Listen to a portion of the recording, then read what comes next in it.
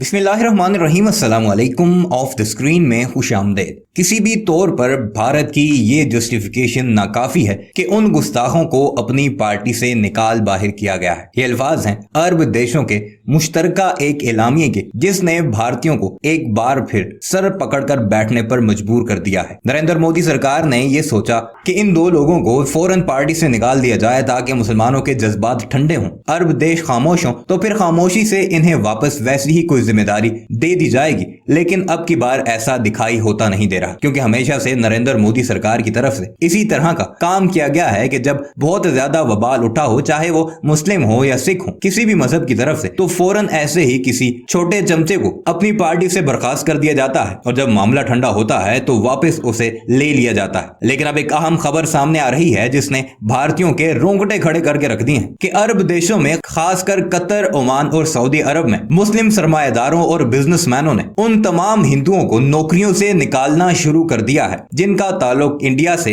या फिर हिंदू मजहब से है। यानी उनके हाथ में टिकट थमाते हुए ये कहा जा रहा है कि वापस अपने मुल्क भारत जाओ और वहीं पर जाके कमाओ, गुस्ताखों की अरब दुनिया में कोई जगह नहीं। ये हालात बना डाले हैं उन गरीब लोगों के लिए नरेंद्र मोदी सरकार और उसके चमचों चमांटों ने कि एक शेख ने, जिसकी कंपनी में सैकड़ों की तादाद में भारतीय काम कर रहे थे, उसने उनमें से हिंदुओं को चुन चुन कर रिटर्न टिकट देकर वापस भेजा है और अब वो लोग एयरपोर्ट पर रुल रहे हैं। इन लोगों का कसूर इतना है कि ये लोग भारत से ताल्लुक रखते हैं और भारतीय जनता पार्टी की हर बात पर गल्फ कंट्रीज में भी बैठ कर न सिर्फ तायीद करते हैं बल्कि मुसलमानों के खिलाफ सोशल मीडिया पर भी जहर अफशानी करते नहीं थकते। आगे चलकर आपको भारतीय सहाफी ही की जुबानी ये सारी कहानी बताएंगे कि किस तरह अब अरब मुमालिक ने भारतीय हिंदुओं को अपनी कंपनियों से निकालना शुरू कर दिया है। उनके हाथों में पासपोर्ट थमाए गए हैं कि हमारे मुल्कों में से निकलकर वापस अपने मुल्क चले जाओ। आइए आपको वीडियो पर लेकर चलते हैं, मगर वीडियो पर आगे बढ़ने से पहले आपसे गुजारिश है कि हमारे इस चैनल को जरूर सब्सक्राइब कीजिएगा और कमेंट सेक्शन में अपनी कीमती राय का इजहार भी जरूर कीजिएगा।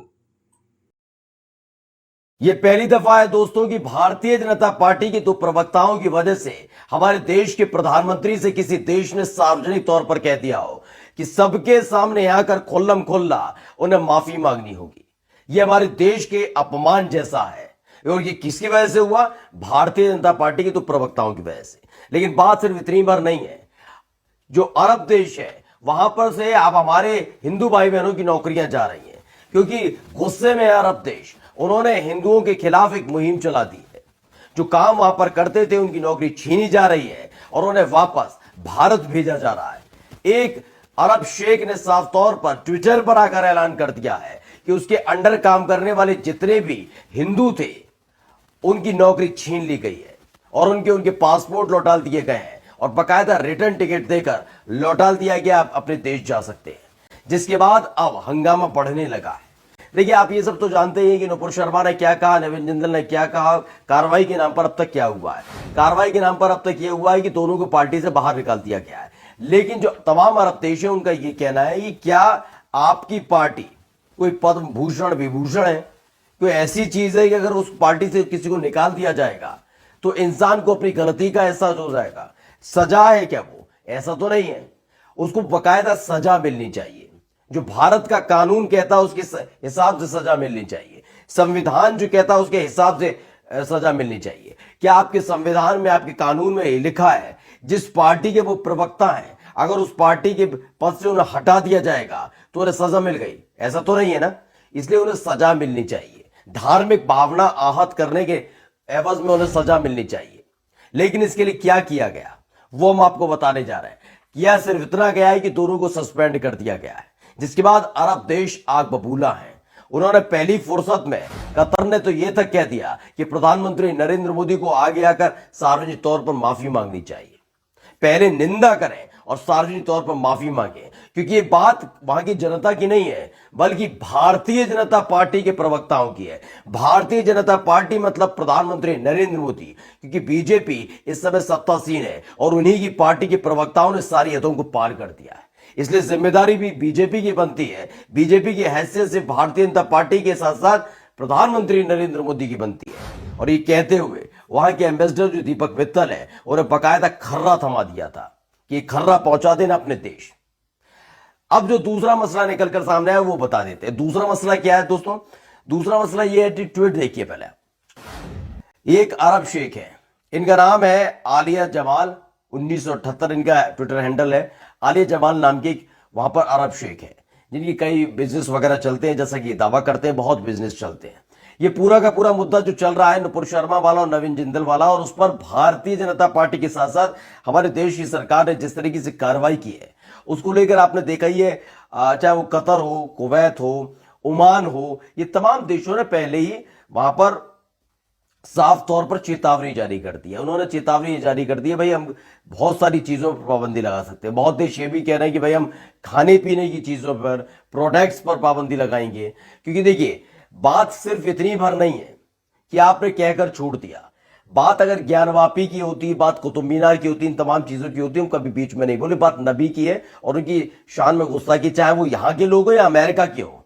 बात भारत से हमारी दुश्मनी नहीं है, यहां के हो वो किसी भी देश के हो हम नहीं छोड़ेंगे, क्योंकि वो नबी सबके एक है।